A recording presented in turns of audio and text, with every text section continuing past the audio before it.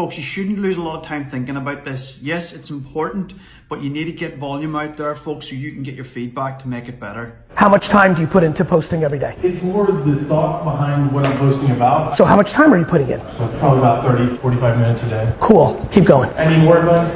No, I would argue that can get down to 8 minutes once you stop thinking about everything. Don't worry about the lighting, don't worry about that, like just talk. In my group, I've got a content planner and I've got a video as well to show you some context and how best to use it. At the end of each month, I spend approximately an hour and I map out 40 to 50 content ideas on it. So I'm ready to hit the ground rolling for the following month. All right. So ask me about it in the comments. Come and join me in my group, folks. I'll leave it with you and wish you all the best. Take care and good luck.